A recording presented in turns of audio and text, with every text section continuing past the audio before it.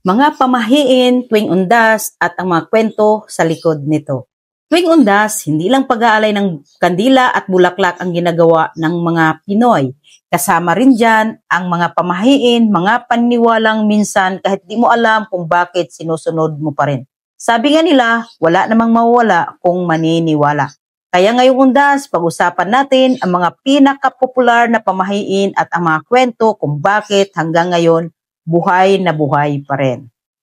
Una, wag daw magwalis o maglaba sa undas. Sabi ng matatanda, bawal daw maglaba o magwalis tuwing undas. Bakit daw? Kasi baka mapaalis mo ang kaluluwa ng mga mahal mo sa buhay na bumibisita. Para bang sinasabi mong, oy, umalis ka na, wag ka dito. Kaya kung tutuusin, wag ka nang maglinis, may dahilan pala yon. Pero sa totoo lang, hindi lang pamahiin ito. Isa rin itong paraan ng mga ninuno natin para makapagpahinga naman ang pamilya sa araw ng panggunita. Hindi mo kailangang maging abala. Magpahinga, magdasal, alalahanin. Pangalawa, bawal umuwi agad pagkatapos ng sementeryo. Bawal daw dumiretso ng uwi galing sementeryo. Dapat daw dumaan muna sa ibang lugar o magpalipas muna ng oras. Ang sabi, baka raw may sumabay sa iyo pa uwi. Naalala ko nga dati, may kapitbahay kami. Dumiretso sa bahay galing sementeryo. Kinabukasan daw may narinig na yabag sa hagdan. Isa bahay nila, wala namang hagdan. Ayun, mula noon, kahit convenience store lang, dumadaan muna sila. Pamahiin man o hindi, minsan mas okay nang makasigurado. Pangatlo, bawal magdala ng pagkain pa uwi. Isa pa sa pinakakilalang pamahiin, bawal daw mag-uwi ng pagkain mula sa sementeryo kasi raw malas. Ang paniniwala, baka raw isama mo rin ang kaluluwa na gustong sumabay sa handa.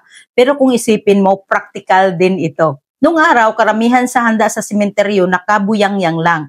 Walang takip, maraming langaw, mainit pa ang araw. Kaya para iwas sakit sa tiyan, sinabi na lang na bawal iuwi. Ang galing ng mga matatanda, no? Gumawa pa ng misteryoso para mas sundin.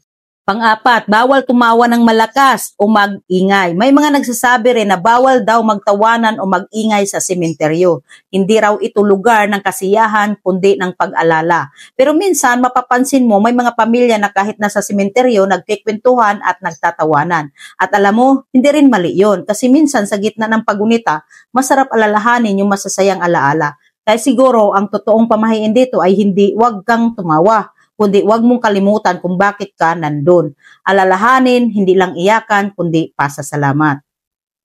Panglima, bawal magbilang ng mga kandila. Sabi pa ng matatanda, bawal daw bilangin ang kandila sa puntod.